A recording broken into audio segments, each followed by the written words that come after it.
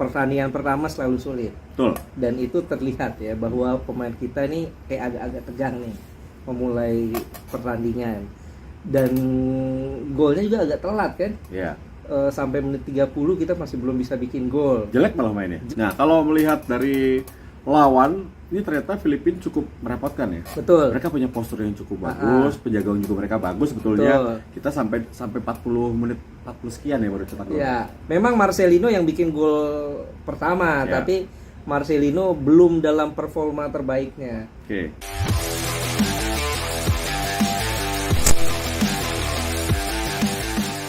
Yes, di atas kertas akan bahas tentunya bagaimana Indonesia meskipun menang dengan skor 3-0 atas lawannya, apakah sudah menampilkan permainan terbaik atau belum. Itu versinya Abdul Haris ya Pak. Bro, apa kabar bro? Assalamualaikum. Waalaikumsalam. Udah sana nggak menang 3-0? Ya, alhamdulillah lah. Paling enggak, ya kita sesuai dengan apa yang diungkapkan Coach Indra ya sebelum pertandingan. Pertandingan pertama selalu sulit. Betul. Dan itu terlihat ya bahwa pemain kita ini kayak agak-agak tegang nih memulai pertandingan. Dan golnya juga agak telat kan? Iya.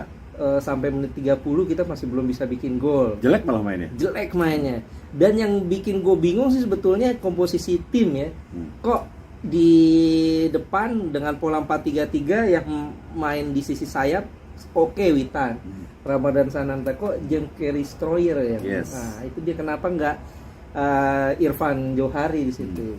Tapi menurut gue lebih kentara itu Marcelino sama Beckham tuh nggak cocok. Betul. Maksudnya tabrakan ya. Betul. Perannya hampir sama. Iya, memang kan ini 4-3-3. Berarti satu holding midfielder, Ya. pemain PSM tuh ya. Ya.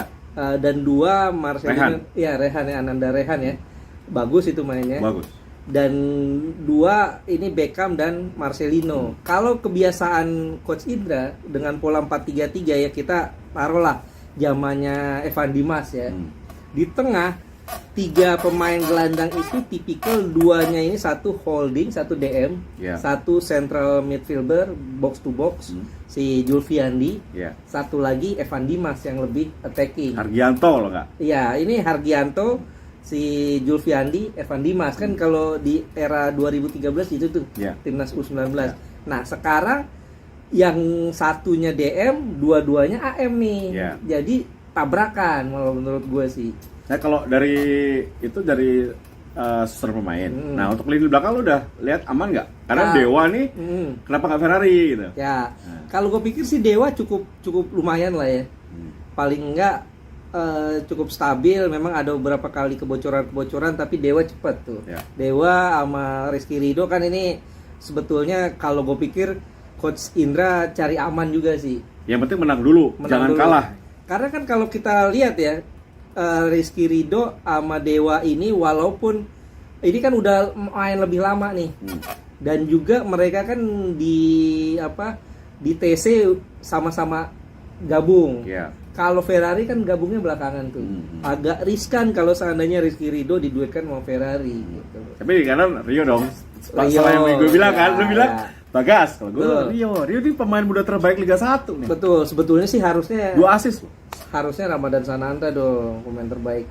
Pemain muda terbaik ya? Pemain muda terbaik. Karena kita semua. Iya, ini kan bagi-bagi bagi-bagi gelar. Tapi aja. Terlepas dari itu, gue lihat permainan dari Rio bagus. Dia saat ngisi di sisi kanan yang biasa kita lihat tuh Asnawi kan. Iya. Itu bagus. Bagus. Ya Rio ataupun Bagas Kava sebetulnya dua-duanya bagus sih. Cuman bedanya kenapa gue lebih suka Bagas Kava, karena Bagas Kava ini dalam performa terbaiknya ya, kalau seandainya dia main bagus, ini dia lebih berani nusuk. Kalau Rio kan lebih bermain di flank kan, flank angkat bola. Kalau Bagas dia lebih berani nusuk karena dia pernah jadi striker, lebih berani nusuk, lebih berani shoot dari luar dan punya kemampuan itu. Kenapa kalau gue lebih suka Bagas Kava ketimbang Rio Fahmi gitu. Oke, tapi kalau dari keseluruhan gue pengen denger dulu dari lo. Yang kurang apa, yang bagus apa? Yang kurang ketenangan, finishing touch kurang, keseimbangan permainan juga masih PR gitu loh, masih kurang, perlu diperbaiki. Dan gue pikir memang ya harusnya jangan main bareng itu Marcelino sama Beckham. Betul. salah satu, kalaupun Ananda Rehan ya paling nggak ada satu yang bermain sebagai box to box midfielder lah gitu. Nah, kalau melihat dari lawan, ini ternyata Filipina cukup merepotkan ya. Betul. Mereka punya postur yang cukup bagus, penjagaan juga mereka bagus sebetulnya. Betul. Kita sampai 40 menit 40 sekian ya baru cetak gol. Ya.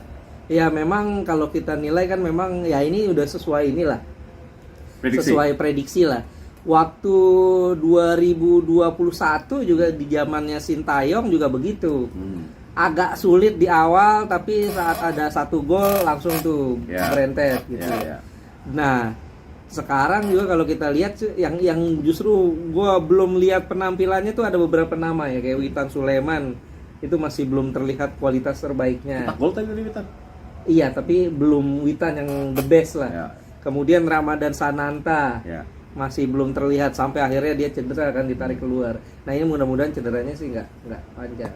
Lo lihat apakah memang ketergantungan akan Marcelino masih sangat besar ya? Ini kalau nggak ada Marcelino beda loh. Betul. Rasanya mainnya beda pasti. Betul, ya memang kalau gue lihat ya ini Marcelino bisa dibilang wonderkid dan juga gelandang serang satu-satunya yang punya gaya gelandang serang. Kalau dulu kan kita punya Ansari Lubis, punya Fahri Husaini. Nah ini muncul satu nih, masih muda, main di luar negeri lagi gitu. Dan Rehan juga bagus lah sebagai gelandang bertahan, ini penting banget nih. Seperti apa ya, kalau gue lihat Rehan nih Satul Bahri Herudin, ball winner lah ya, dia Satul Bahri. Betul. Kalau ke Ponario ya. Betul, dia ball winner. Memang perlu, penting banget itu Ananda Rehan. Cuman perlu dicari satu siapa yang cocok sebagai box to box midfieldernya. Ya kalau kekurangan, setelah ini kita akan menghadapi Myanmar. Istirahat dulu, tanggal 4 baru menghadapi Myanmar. Ya. Apakah ada perlu rotasi? Di posisi mana yang menurut lu mungkin akan dirotasi? Kalau mungkin, kalau gue pikir Beckham tuh perlu dirotasi, diistirahatin dulu. Oke. Beckham mungkin nanti dimasukkan Komang Teguh misalnya. Ananda Rehan, jadi ada dua nih holdingnya. Komang Teguh dan Ananda Rehan. Sementara Marcelino Ferdinand agak lebih didorong ke depan. Dan di depan gue berharap jangan cedera ya Sananta ya? Iya, Sananta udah bisa main lagi. Kalau enggak ya Sananta, Irfan Jauhari, Witan. Oh Irfan, lumayan. Gue mau Irfan. Irfan tuh main bagus. Itu yang tadi kurang bagus, yang bingung mainnya kalau gue pikir James Stroyer itu menurut gue bingung dia mainnya tuh. Mungkin karena belum terbiasa dengan chemistry ya. Betul. Sedangkan yang lain sudah terbiasa bermain bersamaan. Betul, gue pikir begitu. Nah, pemain belakang tetap. Pemain belakang gue pikir tetap dulu lah. Kalaupun mau dimasukkan si Ferrari, ya Ferrari, Rizky Ridho, si ininya didorong ke tengah. Siapa? Dewa Enggaknya dorong ke tengah sebagai holding bersama Ananda Rehan. Oke, berarti catatan lo cukup positif ya untuk tim nasional U22 ini ya? Iya, paling enggak menang dulu deh. Menang dengan skor telak. Ini udah sebuah start awal bagus.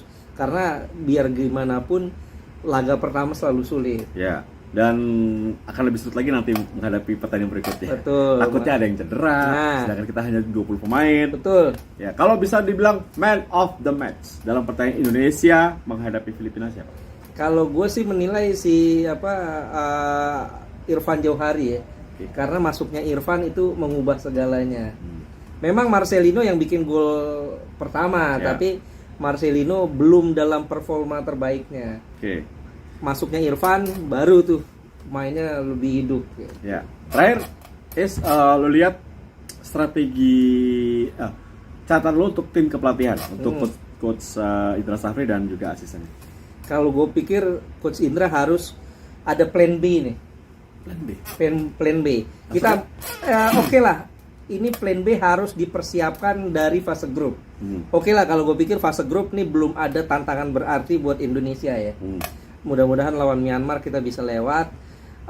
Tapi nanti nih di semifinal, apakah kita lawan Vietnam atau Malaysia, Thailand atau Malaysia? Ini tricky. Kita perlu belajar bahwa coach Indra Syafri ini kan waktu 2019 saat Evan Dimas cedera, nggak ada pilihan lain, nggak ada plan B. Plan B-nya langsung kita 3-0. Jangan Marcelino dong. Aduh, arahnya ke Marcelino nih kayaknya. Itu dia. Gue yakin kalau ketemu Vietnam pasti Marcelino akan dihajar tuh. Ketemu Vietnam ataupun ketemu Thailand pasti Marcelino-nya dimatikan. Itu yang harus ada plan B-nya. Plan B-nya seperti apa? Karena Marcelino ini pemain serba bisa loh. Betul. Gue berharap Coach Indra punya taktik kejutan. Bisa aja Marcelino digeser ke sayap. Karena di Dance kan dia mainnya di sayap tuh. Yeah, bikin gol dari kiri. sayap. Betul. Sayap kiri. Dan saat bersama tim nasional U20 juga Sintayong sempat mainin dia di sayap. Dan bagus. Ya, kita akan melihat apakah memang plan B yang diharapkan oleh pecinta sepak bola termasuk Bung Ais ini akan ada di skema milik Sintayong, Indra Safri. Sintayong dulu. Karena berpanjang jadi Sintayong. Tapi tetap yakin ya? Ya, gue yakin Indonesia juara grup. Amin. Tapi ya itu dia, untuk bisa lolos ke final butuh mental dan juga kreativitas dan juga kekayaan strategi dari Coach Indra Safri. Siap, Bung Ais, thank you. Ini udah mau menuju ke TV berikutnya kayaknya. Sibuk banget kok guys. Mantap, thank you ya. Thank you, di jalan. Baik, itulah bagaimana pendapat dari Abdul Haris. Bagaimana kemenangan dengan catatan. Tapi harapannya ada plan B untuk Coach Indra Safri pertandingan berikutnya. Terima kasih menyaksikan Facebook TV. Sampai jumpa. Bye.